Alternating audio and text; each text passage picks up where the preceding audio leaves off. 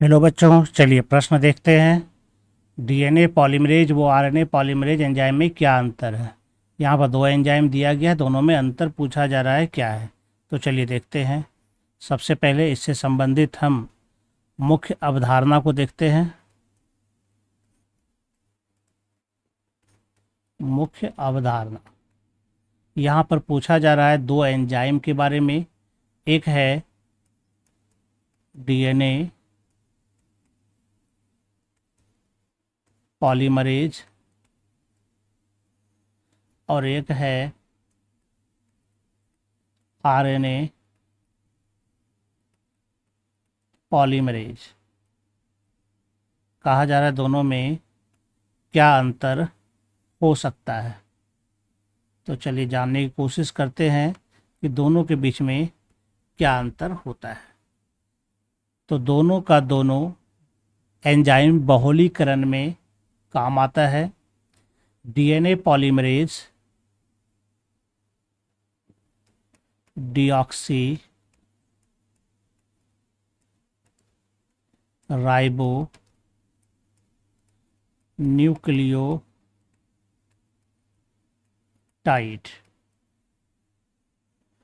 यह क्या करता है, डीऑक्सी राइबो न्यूक्लियोटाइड का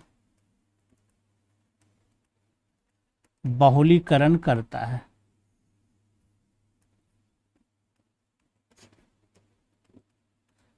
जबकि आरएनए पॉलीमरेज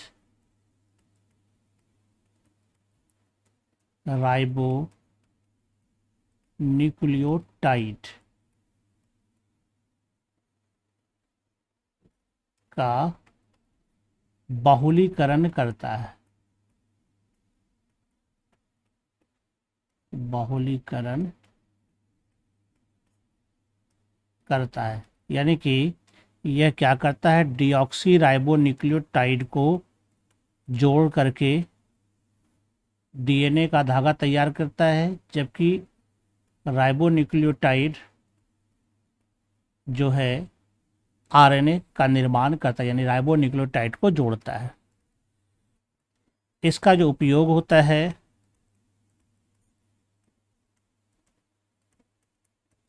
इसका उपयोग मुख्य रूप से डीएनए द्विगुणन में होता है, यानी कि डीएनए कॉपी में। जबकि इसका उपयोग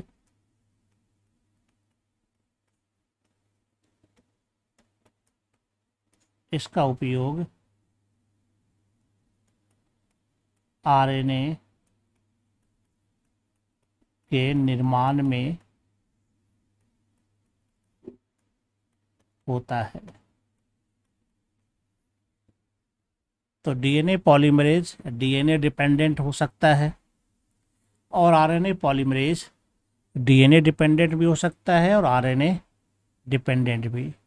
यानी कि अगर डीएनए पॉलीमरेज को देखें तो यह डीएनए या आरएनए निर्भर पॉलीमरेज हो सकता है। यानी कि इसमें हो सकता है कि ये डीएनए स्ट्रैंड से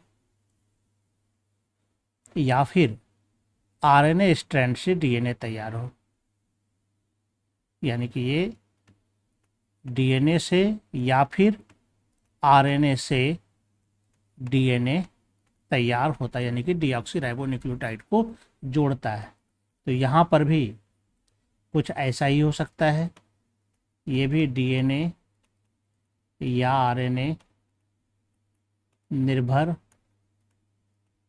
आरएनए पॉलीमरेज एंजाइम हो सकता है।